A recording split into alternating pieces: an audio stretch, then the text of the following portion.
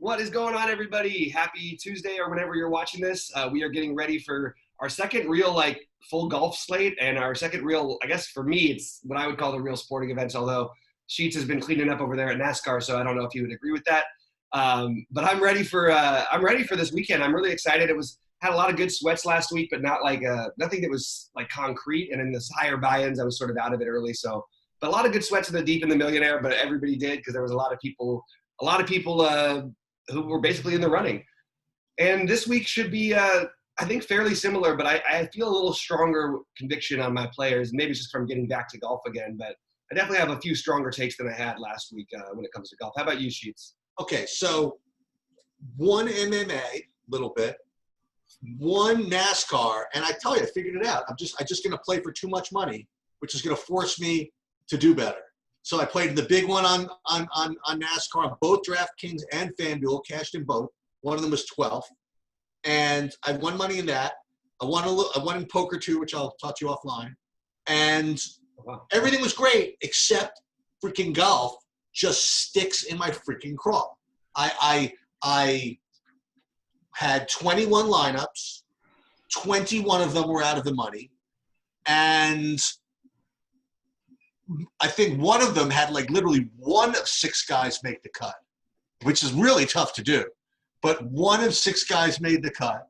And, like I said, there was a lot of variance in the last week. And let's see if we can't and the funny thing is, Bobby, is that how they like to say that, as long as your process was good, I honestly don't know if my process was any good at all. So we're going to try to figure it out for this week. Because I know that you had a couple of guys that were giving you a little bit of a sweat on Sunday. So tell us about last week, by the way. Tell me about golf. Real quick to get into it. So I had a lot of the guys I was really heavy on. A lot of the guys like Berger obviously came through big time. We mentioned and we've talked a lot about price ranges and wanting to stick in the 9K-ish range and the 7K range. And that would have been all well and good, and all those guys did very well. The problem is there were some guys even cheaper in the 6,600, 6,800 range, 6,900. Jason Kokrak came out, had a huge Sunday. So just things sort of got muddled up, but we had some of the right plays. We had, like I said, the Berger, Answer, Justin Thomas. We had quite a bit. Jordan Spieth, we had quite a bit. Didn't have the best Sundays ever, but still had a deep tournament run. Sung J M was one of my favorite plays, and we had him a lot. And actually, we had gotten off of Webb Simpson, who I initially had loved, but the ownership got so high, it just didn't make enough sense. And of course, he missed the cut. So that was one of the better decisions overall that kept a lot of lineups alive. And ready to jump into it this week, which I think. Do you want me to pull up DraftKings so we can see the player pool? Yeah, pull it up if you want to. Let's go ahead and do that because I want to talk while you do that, I'll talk real broadly just about this week. It says participant screen sharing disabled again. Oh, here, I'll clear that up for you. But the thing is, let me see, multiple can share at one time. I always forget which thing it's at. But so basically, the last week, I thought you had a lot of players in the 7K, 9K range. I think you have something similar this week where I find the first 11 guys that I have ownership on are actually pretty much all in the range under 9K. So I like the cheap guys this week. As I'm talking about this, I'm trying to find Sheets' way of letting him share the video. I always have to go back to this. So Sheets, why don't you talk a little bit about your first thoughts while I go? Okay, so all right. So first of all, I'm trying to figure out when it comes to all DFS, how to apply my own skills to this, right? And I'm pretty good at figuring it out with these other sports so far. But so this is the way I'm kind of looking at the golf. So, you tell me how off the wall this is. So these are the way I'm going to go through the guys, and this is the way I kind of think about things. So my natural instinct is to do two things, okay? My number one instinct is to take the guys that were highly owned last week that busted, and if they are lower owned this week, to just pound them, okay? Or at least really, really overweight them. The other thing that I would think about is, and I'll give you an example. So the first guys I think of are Webb Simpson and Harris English, right? So these are the two guys I played in almost every lineup. They're both really, really chalky. They both busted. And these are the first two guys that I look at because the course structure is very similar, if not even more, more conducive to kind of, not I want to say short players, but guys that it doesn't really reward big bombers as much. You have to really, really keep the ball in the fairway. So if the approach the golfers is similar. Let's see if we can take advantage of a little bit of recency bias that might affect ownership. So that's the first thing I do is think about guys like that. And the other thing I think about is guys that just ran hot or just happened to have done really, really well this past weekend, especially off a layoff. Because what I find when it comes to, and this is actually a horse racing thing, when somebody really, really does well coming off a really big layoff, usually they kind of regress a little bit, especially on short rest, just because that's the way the human body and the horse body just kind of works. So, like, for example, you take guys that really, really played well, like Morikawa, Schauffele. I'll give you a good example is what's his name?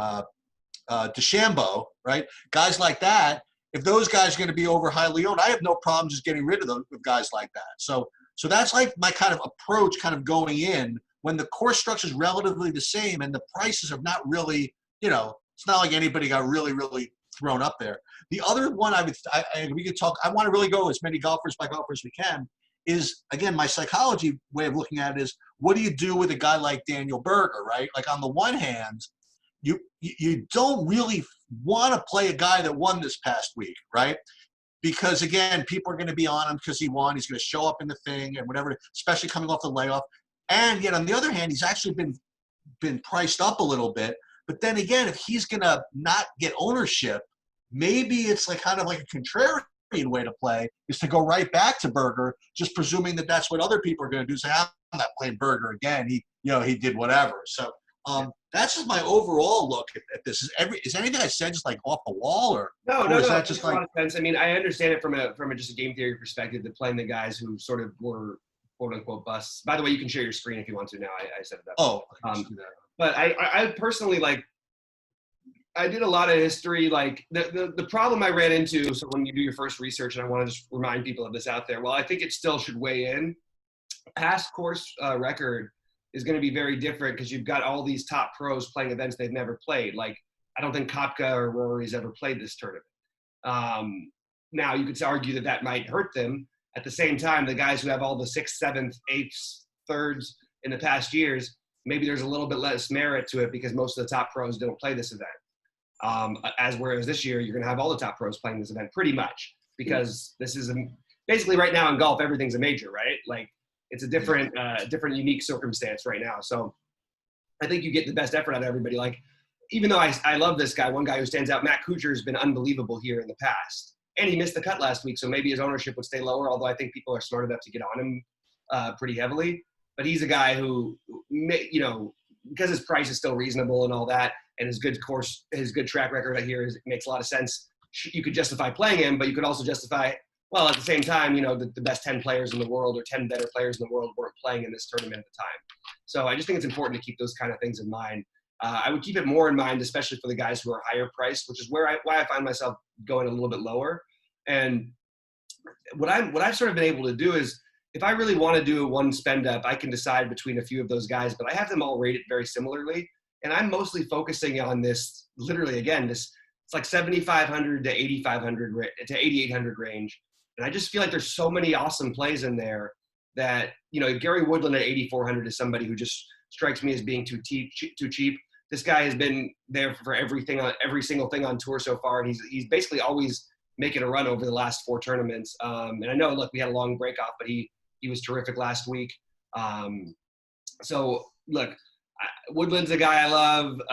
Kuchar, Poulter, Hovland. I'm just going to throw out some names. I like Webb Simpson to bounce back, although he's also going to be popular again this week. He's just too cheap for what he is. Jason Kokrak, I think, is on the way up. I can never pronounce their name right. It sounds ridiculous, but that's Kokrak. Huge Saturday, Sunday this last weekend. Should play well. He's played well on this course, actually. I believe it was last year. I'll double check that, but there's a lot of guys who are just in that price range that just seem a little bit too cheap for me to try and spend all the way up. I mean, you could have made the ideal lineup this last week, and you would have included nobody who was over 10K. Even you, or I guess you would have Morikawa, but he was at just 10K even, basically, I think.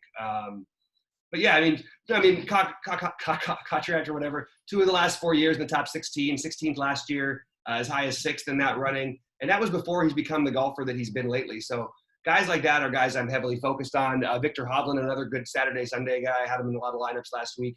should have low ownership, 7,600 on a course that suits him pretty well. Just there's a lot of guys in that range where I'm not finding it necessary to jump up to the really high tier guys, even though I guess it's not that I don't like them. It's that I don't have a strong differentiating factor between them. And that's something that I need to figure out before Thursday. So that's just sort of how I'm looking at it from this as an overall approach in terms of builds. Go ahead. So let me share a course analysis that I stole / got from somebody, whatever. It's kind of a sneaky source that I sometimes use, or whatever it is. So if you were the type of player who really had access to really good stats and can really just narrow down the type of golfers you want, apparently what you need on this course is, number one, you want to be able to hit fairways. Yet on the other hand, you want to be long enough. And the reason why is apparently there are like 3 or 4 holes at least, or which are kind of like forced layup holes. So what ends up happening is that the people who have to hit that second shot from or third shot, whatever, with a wedge, as opposed to someone who's got to use a 6-iron to do it, are going to be in that much better of shape. So if you can do it, right, and I know you're going to say, oh, yeah, sounds great if you can get it. But if you find guys that are long enough off the tee, but are not just reliant on, like, bombing the ball, that's kind of like the uber profile that you want. Now, again, I'm not that much of an expert to really narrow it down that way. But that's kind of like the course analysis that I kind of got from someone who knows about this kind of stuff. So, like, for me, you know what we can do? Let's have some fun. Let's start with the bottom, right? Okay. Like, I'm going down to 6K, like all these freaking guys. And stop me when you get to the first guy that you had, like, any interest in at all. Okay. Let me get my stuff situated. I think I'm ready to go. Okay. So we're going to start all the way down here. Do you like anybody over here? I mean, let me look at my player pool real quick and okay. just make sure I've got this the right way before I answer that question, because so here we go. In terms of salary, I'm sorting the first guy that I come across with any interest in. There's really nobody actually in the real bottom part. Like, what's the lowest price guy that you have any interest in? Like, you could maybe argue for, like, taking one shot on, like, KJ Choi or Michael Thompson. I just don't think you need to go there this week. What price are they? They're like 6,200, but I wouldn't really touch those guys either, to be honest with you. I don't really see Carlos Ortiz, I guess, would be the one guy who I consider. Let me down a little bit last week. Guy who's been really, really good. Seems like he's made the turn or at the beginning of the year. And, they're coming off a long layoff. These are not courses that are necessarily meant to suit him, but he's a much better golfer than one of these min-cost guys. And I just think, like, having exposure to him is something I'm going to probably have going forward in golf. I believe in him, and I think it's good to take stands on guys who you think are on the way up, and just the pricing or whatever it may be hasn't caught up to them yet. And the same thing with, I guess you could say, Lanto Griffin at 6,500. Not an exciting, I love this play, but has actually had really good results overall, considering where he's priced at and the fact that no one will own him. Cameron Tringale, I've heard Tringale, however you want to pronounce it. I've heard some people pronounce him. But really, I actually start liking things when we get into the, like, a little bit, not in crazy amount, but I start liking them a little bit when we get into the 6,600 range. So this is the way I want to do this. So the one guy that I might play some that's below 6,500, so let's make that the cutoff, is I might play a little of Doc Redman. I actually brought him up last week, actually. Yeah, and he had and he did great. Yeah, he did fine. I mean, he made the cut, and it's 6,400. I mean, that's not bad, right?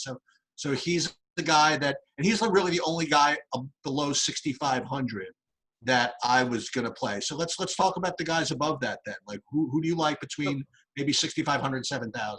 I really like Eric Van Rooyen at 6,600. I just think that he's a better golfer than he's priced at here. Let me double check real quick his course history, because I believe he's actually been good at this course as well. And he's priced as a guy who should be one of the worst golfers in this course. Actually, no, he hasn't played this course yet before. But again, just a guy who I think is a little bit cheap, too underpriced. I've heard a couple other people mention him, and I had already had him circled as it was because he didn't play last week. But I expect him to come back strong today.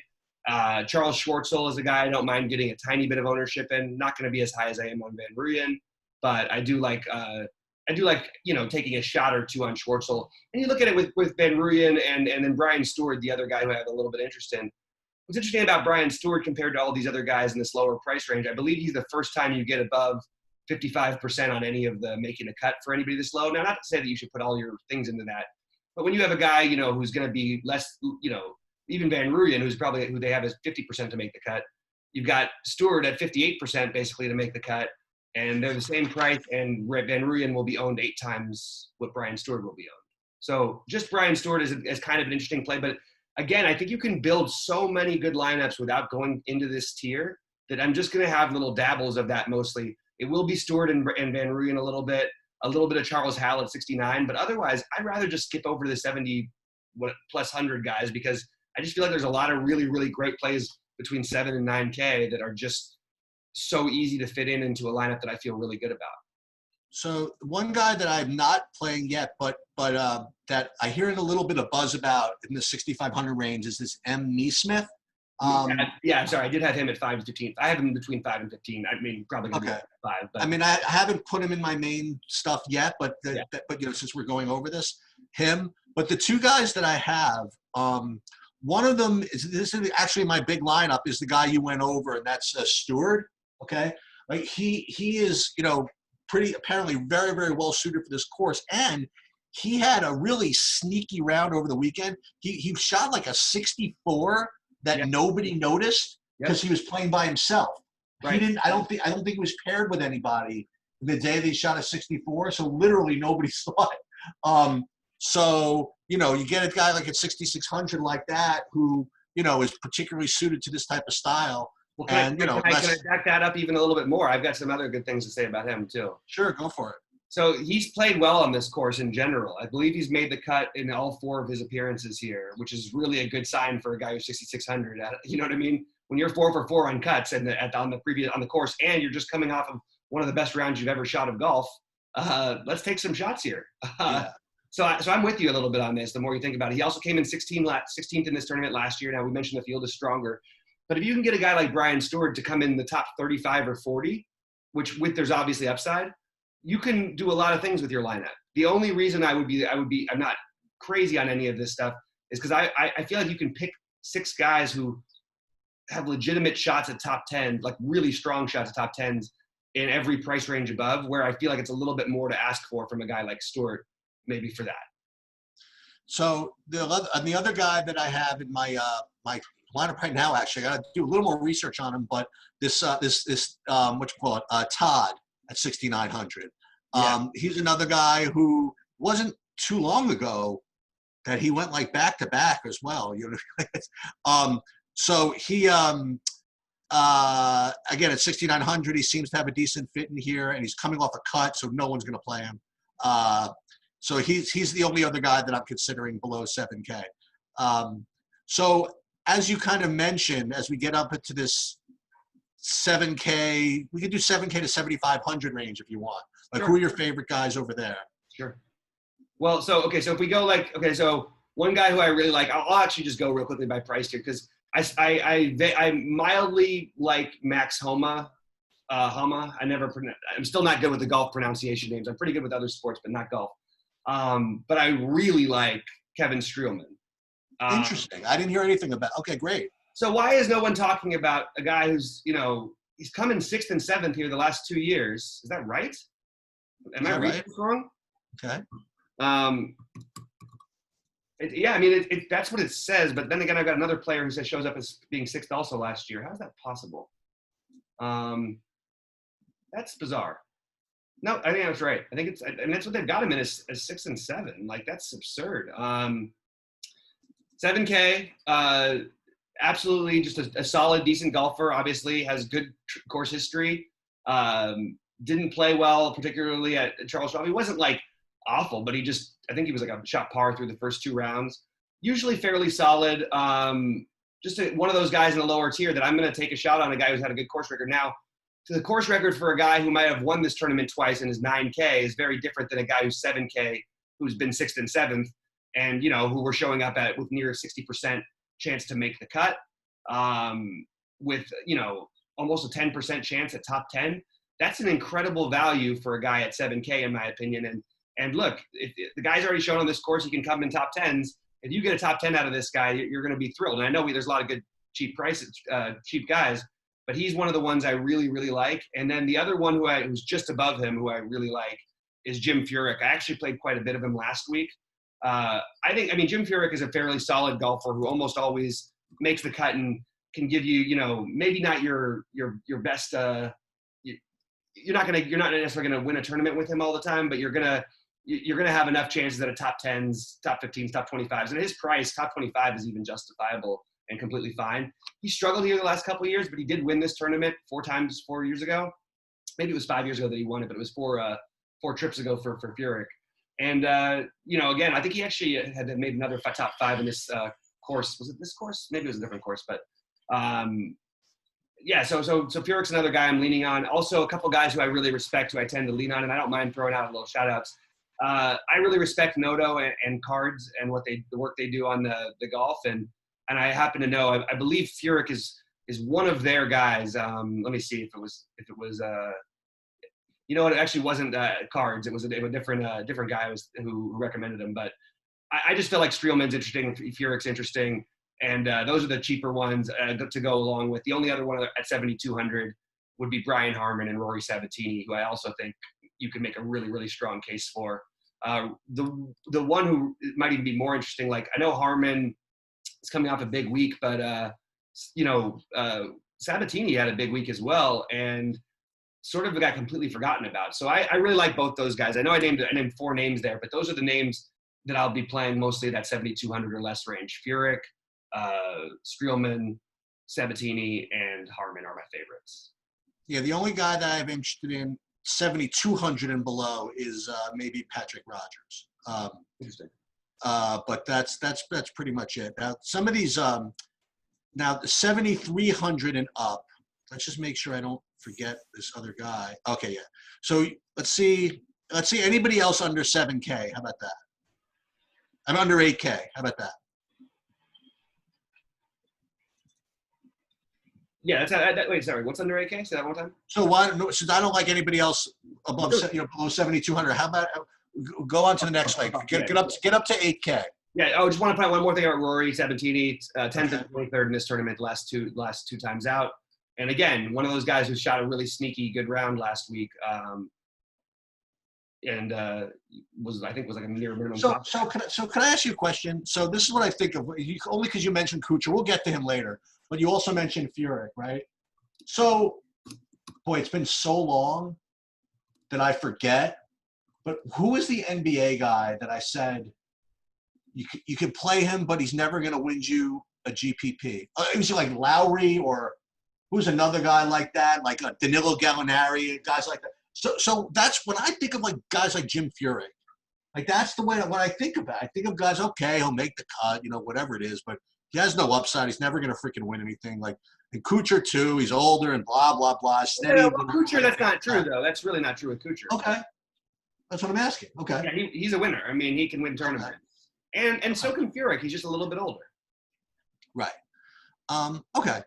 So you want to do the other guys under 8K? 72 to 8, you said? Yeah. I'm just trying to go through my thing, so sorry if it takes me a minute, guys, because I don't want to. I'll do it then. I'll start. I'll do 7 to 8K first. So first guy I have is somebody that I brought up before, and that's is Harris English. He was huge chalk last week. He did nothing, but whatever. I mean, like actually, he's I think he's either the same price or less. He's going to be. I don't believe this. They'd have him listed as like single-digit ownership, but if so, dude, it's freaking golf, and it can happen. You know what I mean? All of a sudden he's bad because he had the one missed cut last week, and it's a similar course profile. I mean, I'm pretty much all over that if that's the case. Now, kind of moving up, I figured one guy that you mentioned. I'm agreeing that the ownership is going to be that low. Okay. Because of all the guys in the price range, if you look at it. Okay. Now we go up a little bit. I guess a guy that I like, but I figured I would bring him up because I remember you liked him last week. But Ann at 7,500. I guess if you liked him last week, there's no reason not to like him this week. then these other two guys like Poston and Dahmen, I for whatever reason, I think they're going to be a little popular. I don't know why, but I'm just hearing a little bit too much about them. And as I go up, don't play Poston, by the way. What's that? I'm shocked that people aren't playing Poston. Okay, so the guy that I want to mention, since you stole one card's play, I'm going to steal another one because I played this guy last week and he was fine. He was steady Eddie. But I really like the logic behind playing him is this Fitzpatrick. Okay, yeah. The guy flew over from freaking Europe and sat through 14 days of quarantine so he could play this freaking event. You know what I mean? He's not here to lose, and not that anybody's here to lose, but I think he's got a little extra motivation, and he had a decent enough round last week. He's still under 8K. No one's gonna play him, and he's kind of another really guy I want to play. You already mentioned Kuchar, and even though I said it with confidence, I completely cannot guarantee I'm pronouncing it right either. But I'm going with Kuchar just for ease. So for me, it's going to be Fitzpatrick.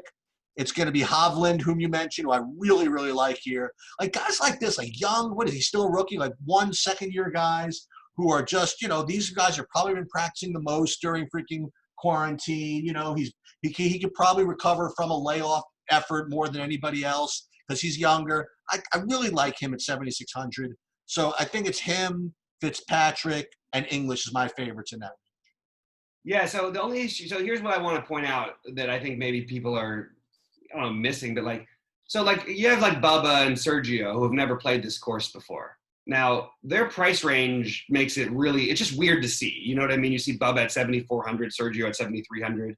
I know Sergio struggled last week. Bubba was terrific, by the way, and ended up making a really, really strong run on Sunday. I don't mind taking shots on both of those guys who have never played this course again before because they've been too high level of golfers. You're basically getting like near minimum cost for guys who have been, major winners in at least the last several years. Maybe it's been 4 years, but I just feel like that you're getting a little bit too good a value to not be a little bit above the field on both those guys. That's just one thing I want to point out. I also I like Adam Hadwin a lot. I think that he's a guy who just gets overlooked consistently, and I would say that he's one of, if not my favorite plays in this range. Another guy, Hadwin. He's been very consistent. You look back at all the history things, and it's hard because that players' championship jumps out to everyone because it didn't finish and everything. But he played well last week. He was playing really well all year long. And I just feel like the price hasn't really caught up with him. And he's a guy who I could see playing very well in this course. So he's one of the guys who I have as a high level interest at 7,300. I like a lot of these guys just a little bit. Like I have mild, I'm not going to play much of them, but mild interest for a minute. I thought about Cabrera Bello, Corey Connors coming off of a really, really nice tournament in last weekend. But overall, I think then my next big own guys will be like the guys you mentioned, Young Han, JT Poston, and then I'm going to play Ian Poulter a ton. I feel like he fits a similar category that we talk about with Furyk, but he's his last three times he's played this course, 10th, 7th, 11th, then at 54th before that, but then 18th before that. So you got him in the top 24 out of the last 5 years. In this course, again, you mentioned it's a little bit tougher, but you still have a cheaper priced guy who should he's got one of the higher make the cut rates of anybody even in these price ranges. I think he might be the highest of anybody below 7,600. I feel like he's a strong play to maybe he doesn't win you the tournament, but he holds your lineup together. And I do think it's worth noting that he probably is capable of winning this tournament. So I have a lot of interest in him, and I have a lot of interest in Hovland. And then fitting into the same, even though he's been terrible, the same category though as Sergio and Bubba as former stars. It's just noting that Jason Day at 7,600, as bad as he's been, is probably capable enough to where he shouldn't be quite this cheap. But there's a lot of good players in this price range. And I have everybody balanced out because this is the range I like the most. I've got Billy Horschel around 15 to 20%. Kevin Kisner I'm going to have in that same range roughly. There's a lot of guys who I like mediumly. I like Brandon Grace, who I think is a little cheap after coming off of a great tournament in Texas. Shane Lowry I like quite a bit. Some of it due to his past record here. And then I love Kokrak, we'll call it that. I love Kokrak and Fitzpatrick. So that's where, like, this is where most of my ownership seems to be lying, is in that 72 to 7,900 range. And there's a couple guys I love in the mid 8Ks, but that's where I have the most spread out ownership, I would say. So let's talk about this, because I was able to share, to capture the screen here, to have the 8K range leading to, I included Webb Simpson, it just is exactly 9K. Yeah. And I'm looking at my screen, this lineup here on the right, which has literally nobody from this range. And I'm looking at this, I'm like, I've got to be out of my mind. Like, so like, if you look at this 8K range, like, there are just this is loaded, isn't it? There's like so many just insane plays in here. I mean, we should probably go through them, but you could make cases that all of these plays, I mean, starting with, like, when I first looked at the thing, at the slate, I'm like, all right, I'm playing English because he busted. I'm playing, what's his name? And I'm like, oh, I remember that Bobby was like all over Tony Finau. Maybe I'll just play him again. You know what I mean? So he was really good, actually. He just was not quite as good. Right. So all of these guys from 9K down to Hatton at 8K are just, I mean, for me to have a lineup on the right here that has none of these guys seems like almost ridiculous. Like here's an example. Like, we can go through player by player because we can talk about all of these guys. Like Tyrell Hatton, I mean, Tyrell, is that even his name? That sounds maybe wrong. But Hatton is awesome at 8K. Answer, we both had a decent amount of. He's still down at 8K. Fowler, Finau, Kuchar, we mentioned. Woodland, you already mentioned. Dude, Dustin Johnson and Brooks Koepka. And I want you to think about this for a second. Both of these guys, not that this guy isn't good. Both these guys are 2,000 less than Brian DeChambeau. You know what I mean? You think about that for a minute.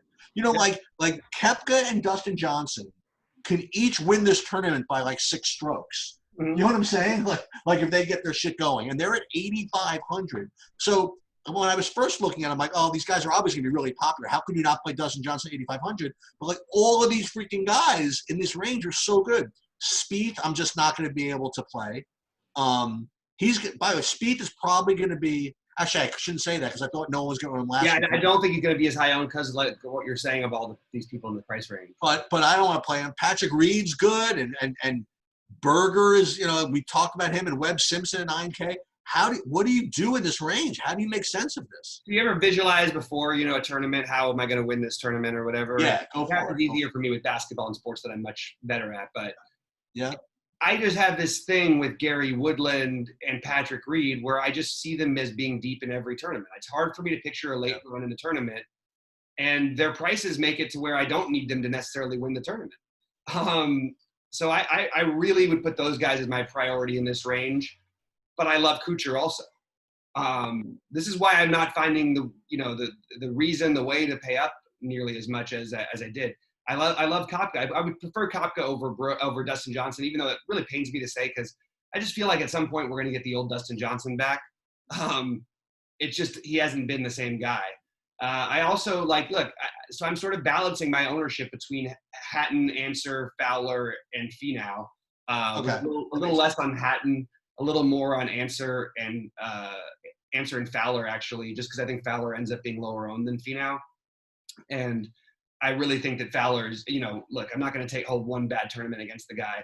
And the ownership, the percentages and everything will tell you to play Finau, but I just think Fowler's at that sneaky price range where if he won this tournament and is not owned, I'm going to feel like a real idiot. Dustin Johnson, Brooks Koepka, I have interest in, I will want to have around, somewhere between, let's say 12 and 20% ownership at least of those guys. With, the guys like Woodland, Kuchar, and Reed, I think will be closer to 30% for me, maybe higher.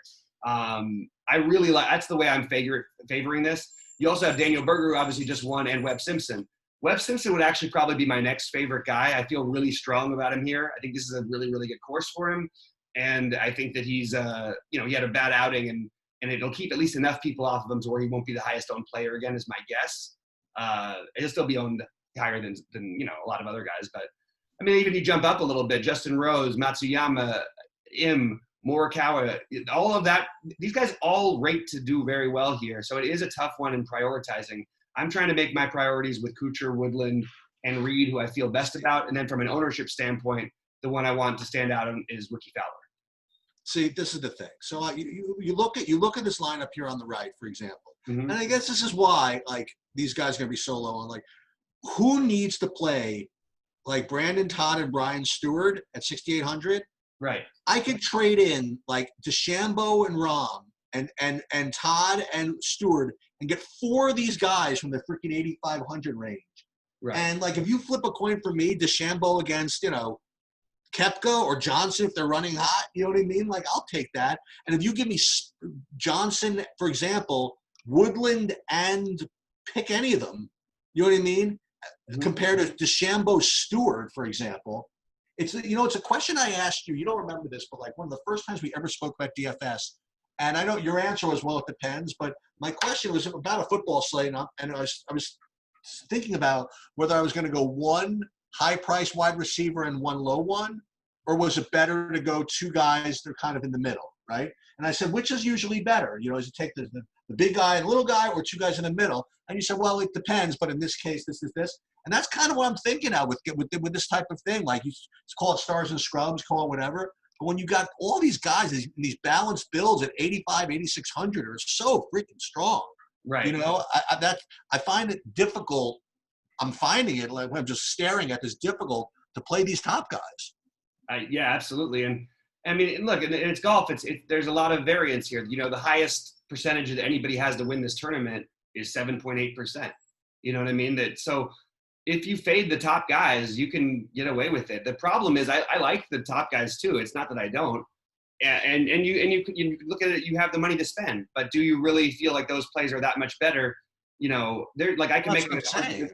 Gary Woodland might be a better straight up play than than Schauffele in this tournament. I mean, probably Schauffele would be a little higher actually, but you know what I mean? Like maybe Morikawa or Im. These guys would all be like, they're not that much different, and people are gonna try and squeeze them in because they're gonna have the money to do it. I do think that I'll have lineups with some of these guys. I just don't feel overwhelmingly like I slant one way or the other with any of them. I hate Bryson DeChambeau. He's one of my least favorite golfers, but I do think that he's made a giant leap, and literally physically, he's a completely different person, steroids or not. He would be the guy I would be a little bit nervous. He's always the guy I'm nervous about leaving out of my pool because I want some exposure to him. But really, like, I don't really see myself paying over 10K for hardly anybody. Like I agree with you. Little exposures, but like, even if I want to go up, I'd rather play Matsuyama and Im than a lot of these guys. So that's just sort of where I'm looking, man. I think that's what I'm doing now. We could talk about these top guys. So the way I look at DeChambeau, right? We could talk about him as a person, whatever it is. The bottom, he is like single-handedly trying to change the whole game, which I totally respect. You know what I mean? Like, he's like, listen, I don't care what anybody says. I'm bulking up and I'm swinging with incredible tempo, and I'm just driving it, and my body is there to prove it, and I'm putting the flag in the stick and all this stuff. And he's this is what he's doing. And dude, much respect if you want to know the truth. But you know what? He came off of that freaking performance, and it was amazing. Like, he tee to green, he was or strokes gained, tee to green, he was like 4 strokes better than the next guy, who was 4 strokes better than everybody else. Like, he was so freaking good. And to come off a layoff and to do that and to recover in 1 week, I'm just kind of not interested. You know what I mean? Mm-hmm. I mean, in playing him this week. Of the other guys at the stone top, like McIlroy, Thomas, and Rahm, my instinct would be to play the lowest owned of the 3 if possible. Rory, I have no problem with playing him. You know what I mean? But I just don't think that I need to spend that. You know what I mean? I would think that we don't need to spend that, but then on the flip side, if we're going to play just one of them, and wouldn't we just want to, because we can afford to, wouldn't we, if you're going to play one of them, wouldn't you want to pick the one that you think has the best chance? And for me, that would be, Rory would have the best chance of winning this tournament, in my opinion. I agree with that. I think that's fair. So if you want to rank those top 4, I guess would you say Rory, Thomas, Rahm, DeChambeau? I would have Rahm behind those guys. I would have Schauffele ahead of okay. Rahm. I mean, in terms of safety, I would have Schauffele first. In terms of winning, in terms of getting top 5, I think in terms of winning the tournament, potentially, I could see DeChambeau winning the tournament almost the same as Thomas. Now, is Schauffele the kind of guy who people are going to play as like their top guy? You know what I mean? It's always seems that when Xander Schauffele is playing, he gets ownership. It's always because he's cheap enough that you could fit him in with like other guys. Yeah. Like, is he a guy that people are going to play at the top of their lineups? You know what I mean? It's a good question because this guy has been one of the best golfers in the world. He's the only person him and Justin Rose or Justin Thomas are the only people to be top 5 in the FedEx Cup twice. They've done it the last 2 out of the last 3 years. And it's almost like people don't know that about him. And it's weird because last week, even though he did have ownership, if you look back at it, it's easy to say because he had a big tournament, but you have a guy at that price playing, a Texas kid playing at home at that price and as consistent as he's been. Maybe he should have been right there with Rory priced, So maybe they should and they won't is the answer that I would come up with. I just feel like if they do, when you see the show play lineups, maybe they would. Maybe you play him with Patrick Reed, some other guys you feel like can win the tournament. Right. But I mean, this guy's he's been on a rocket ship up for a while. And I mean, all these guys have been great. That's why they're here. But as much as it scares me to not, say, hey, look, I'd rather have these guys than John Rahm because I like Rahm in general better. And I hate DeChambeau, but the way that he looks and the analytical way that he plays and matched with his size, since that's happened, since it's all been put together, which it did even more after this, show this last week, it's hard for me just to completely write the guy off. But all of these guys, I'll probably be just a little below. I'll be below the field on, maybe even more than a little below the field. I'll probably be in the 10% range, whereas everybody else will play them, I guess, 15 to 25, somewhere in there, depending on who they flock.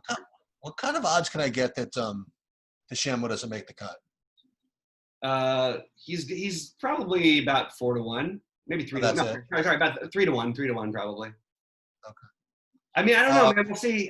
When's the last time you missed a cut? I don't know when it was. That's what I'm saying. So it probably should get big odds, right? Yeah, I mean, it should be bigger than probably 3 to 1, but statistically, that's what they've got him to 75% to make the cut. Okay. I mean, these are also different cuts. You know what I mean? There were guys who were -2 after the first 2 days who were 10 strokes back, and they ended up, you had guys who ended up 2 strokes back. And if they would have let the guys who were 1 stroke back, I'm sure somebody else would have made another run in. So it's all very bunched up with the way that it's going right now. And as much, it's funny, that's one thing I want to talk about, Sheets, real quick, in terms of the enjoyment of it. As it's bunched up, while it's enjoyable, I actually found it less enjoyable when it was a little bunched up. At the top. I think it's more interesting when the 2nd through 5th are fighting, with 20 guys or whatever. But that's interesting. When you have 18 guys sort of competing for it, it just feels weird. You have this lineup that feels great, and next thing you know, you've dropped 10,000 spots, and next thing you know, you've gained 5,000. Oh, I thought you meant just as far as watching golf. You mean the sweat? In terms of watching the actual match, I do think it takes away, for a person who doesn't love golf, but has gotten into it, it takes away, to me, some of the, because the way that golf seems, you watch a guy doing, guys who don't play golf, you can watch a guy hit 3 bad shots and 1 good shot, and he outplays a guy who hits 3 good shots and 1 bad shot. You know what I mean? Or it puts up the same number. And everything just feels like you're either waiting for some weird mistake or some guy to make something unusual, but it just feels like a strange, predictable. It's every hole with 4 different guys. It just felt like a lot to me. Well, I wouldn't know what it felt like to have a golf sweat actually in DFS. So I'll have to actually just take your word on that. Yeah, I'm looking at this as we're talking through this, and and here what resonates with me. Something you said when we first started this was that pretty much every or maybe was it you said it or somebody a different thing I was watching said it. That pretty much every event for a while is a major, right? So everybody's playing, and on the one hand, what that means, you're going to get really, really good golfers. You know what I mean? At kind of cheap price or low ownership or whatever. On the other hand, you got to beat a lot of good golfers too.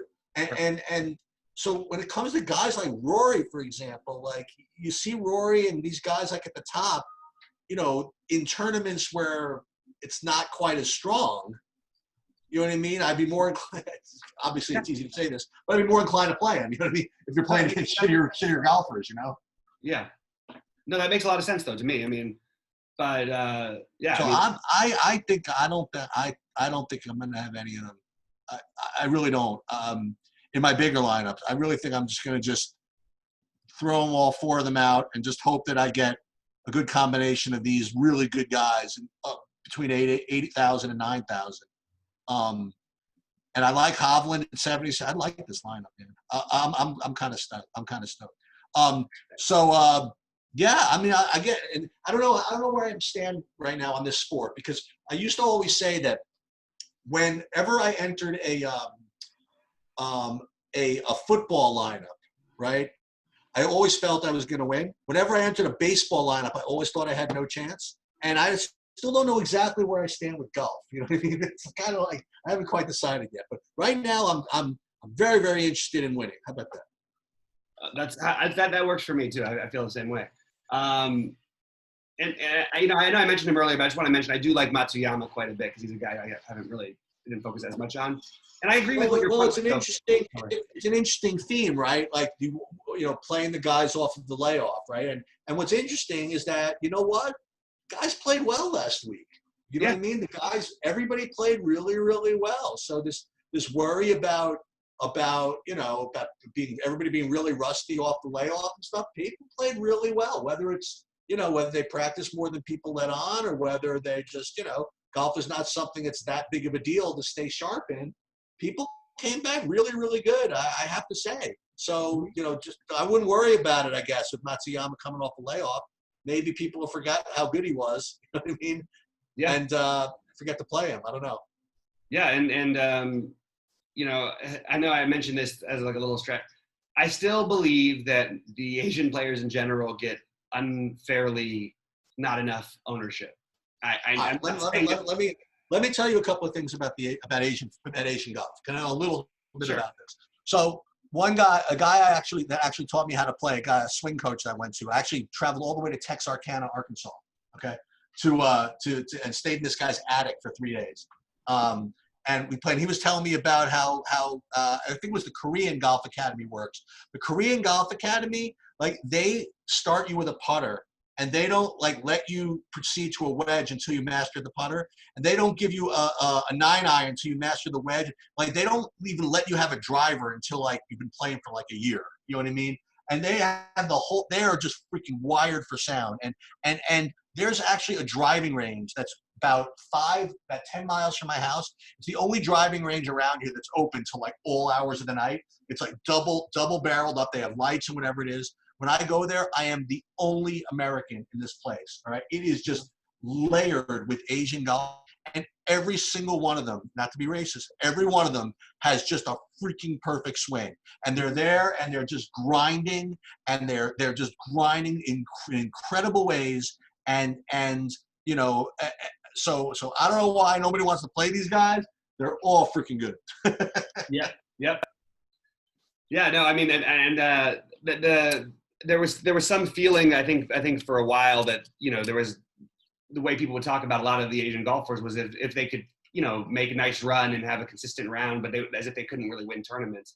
I think it's obviously been proven wrong over the last years. And not to, I can't believe Morikawa missed that. He was by the way, Morikawa, this guy is going to be like the best golfer in the world really soon. Like, well, his irons are so strong. You know what I mean? He's so perfect in every way. Like, he's just, I mean, look, he made the mistakes at the end, but those were nerves. That guy is obviously just a stud.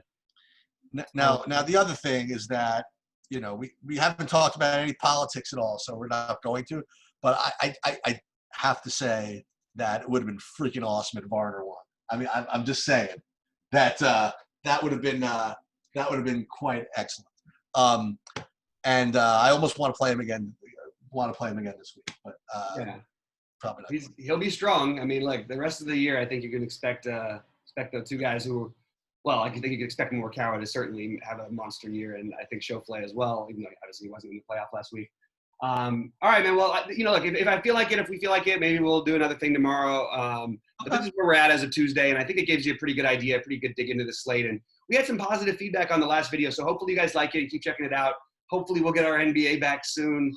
You know, with baseball, I am looking good, fellas. I want to take Kyrie Irving. You know what? I'm not. You know, forget it. I'm not doing it. It's all right. Well, good. Enjoy the PGA. Enjoy your MMA. If we do something with that. If you guys are watching this, I'm. You know, I got to get my stream working a little bit better. But I might be on all day Saturday doing Belmont Stakes horse racing. Sweating the cut line and PGA. sweating trucks and matchbox cars and MMA wrestling or whatever the hell you got going on. So hopefully I can get that done. I love it. Well, hopefully I can join you if we have all that happening. Anyway, guys, thanks so much for tuning in. For Sheets, I'm BobbyFi saying thanks for joining us, and good luck out there. Sounds good.